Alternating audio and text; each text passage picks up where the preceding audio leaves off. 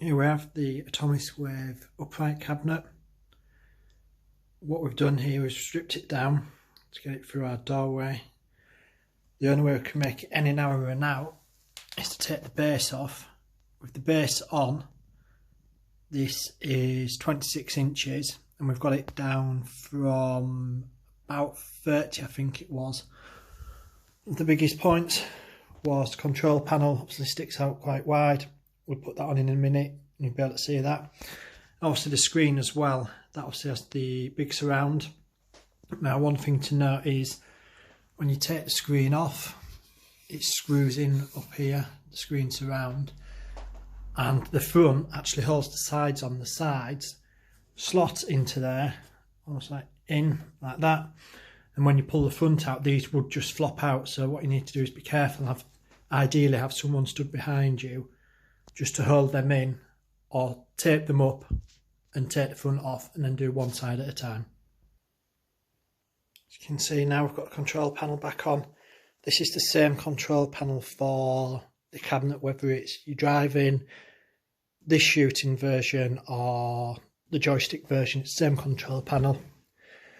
To remove it, simply 3 screws here, 1, 2, 3, and then another 3 here. Just near the gun board and there, and then it will actually just lift up and off. So make sure these are all unplugged. There's no wires underneath it. Come straight up and off. And then just be careful. It can be quite heavy. Obviously, if you've got your guns in, just make sure that they're supported. So we've now got the screen surround on. It was just me doing it.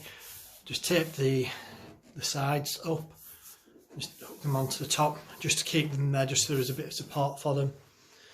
The monitor, the bulk of the monitor is screwed on at the bottom onto a metal plate, and on the back of the bit of wood there's some washers with like the prongs in, so they dig into the back of this chipboard, so they'll go quite tight.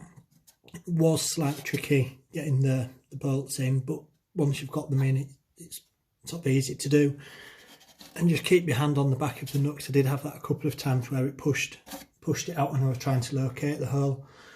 And up here, it's a word of advice, where these screws are, these don't need to be really tight, because what happens is the plastic can actually start to crack on the casing. So they just literally need to be nipped up tight and that'll be fine. So once you've got your control panel on,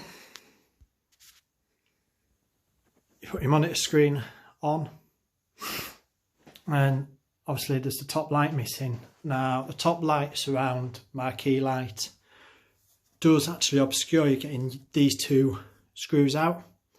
You need to take this off first. Now what you do need to do is take the glass off, take your marquee out,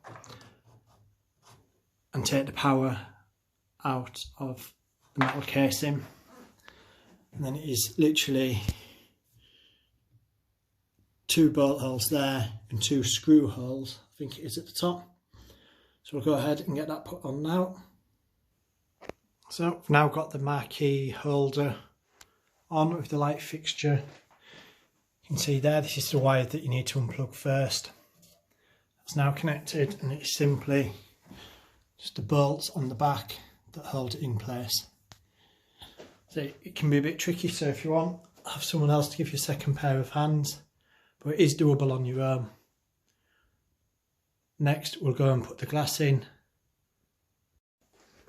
So there we have it, the glass is now in. Now what you do need to be careful of is the glass is not safety glass, it is just normal glass. So it's not heavy, it's just awkward to handle. If you undo your bolts up here, this glass won't drop out, but when you try to pull it out, you need to be aware that it's heavy.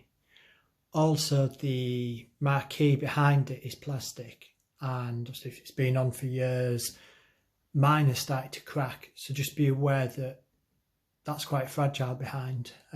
Finding another one could be hard. It's just something to bear in mind, that will be all cracked if it's been on, subject to heat all the time. Obviously, as you can see there, these screws there would be fouled if you were trying to get in. So this is the first thing to come off.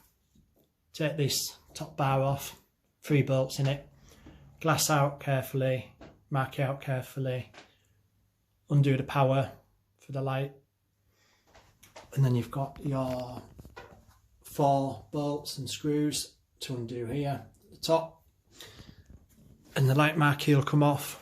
Then you can undo these 4 screws here.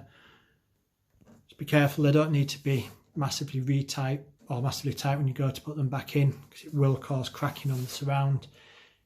If you don't have anyone with you and you're tackling this alone, I'd recommend taping the sides up to the top, at least 2 goes of tape, because they're not actually screwed in, they're supported by the front bit of the monitor and then sort of hook into the back. So if you pull this front off quickly, these will drop out.